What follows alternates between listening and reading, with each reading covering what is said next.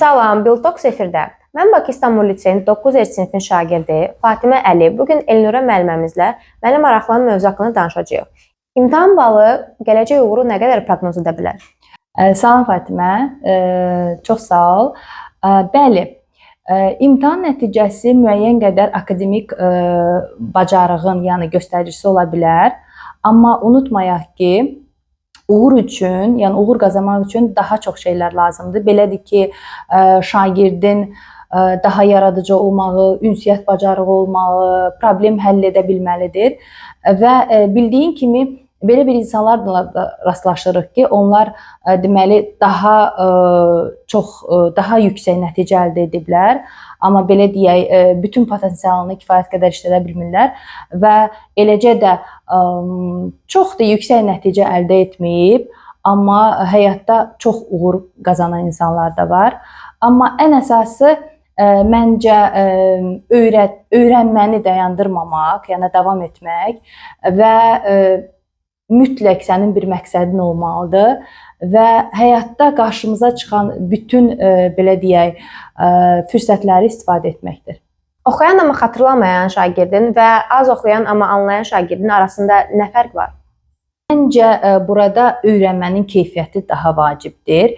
Belə ki, bir şagird əzbərləyərək nələrsə öyrənmək istəyirsə, əlbəttə ki, o biliklər unudulacaq.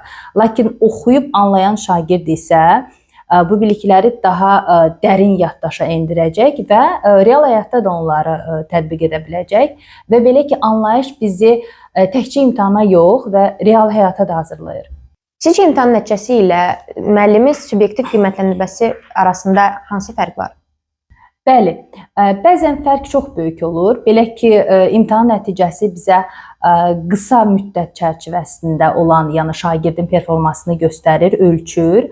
Amma biz müəllimlər bu inkişafı tam dolğun görə bilirik. Yəni uşağın dərsə hər gün hazırlıq gəlməyini, nə qədər səy göstərməyini və belə ki, gəl bu iki anlayışı bir-birinə qarşılaşdırmayaq. Çünki biri nəticəyə, digəri isə inkişafa yönümlüdür. Uşaqların emosional vəziyyəti imtahan nəticəsini necə dəyişir? Emosional vəziyyət imtahanın gedişatına, yəni imtahanın nəticəsinə çox təsir edir. Belə ki, panikaya düşüb, stres içində olan şagird əlbəttə ki, nəticələri zəif olacaq. Bir şey unutmayaq ki, stres həm yaddaşımıza kifayət qədər təsir edir, həm bildiyimizi dediyim kimi nümayiş etdirə bilmirik. Və ən əsas məqam düşünürəm ki, valideyn və müəllim uşağa təzyiq yox, dəstək olmalıdır. Stresin imtahan nəticəsinə təsirini azaltmaq üçün nə tövsiyə edərsiniz? Əlbəttə, stres imtahan nəticəsinə çox təsir edir. Burada biz yenə dediyim kimi, bəlkə təkrarçılığa yol verəcəm, emosiyalarımızı idarə etməliyik, stresi azaltmalıyıq, imtahan zamanı nəfəs almağımıza da belə fikir verməliyik. Belə ki, imtahanda şagird bildiyini belə həyəcandan yazmaya bilər və düşünürəm ki, Fatimə, çoxsu bilmədiyindən yox, sanki şagird bir qorxu içində olur, yəni pis nəticə göstərə bilərəm. Stresi necə azaldaq?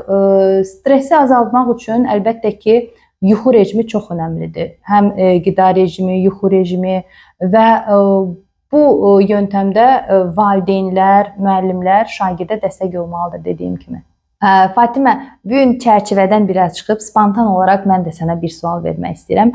Səndə necə oldu? İstəyərdim ki, sən də o təəssüratlarını bölüşəsən. Stres oldu mu və sən stresi atlaya bildinmi? Bəli, təbii ki, stres vardı. Yəni, bu bir təbii prosesdir. Hər insanda olur. Amma sualları göz atdıqdan sonra, biraz sakinləşdikdən sonra hər şey dəyişir. Stres gedir.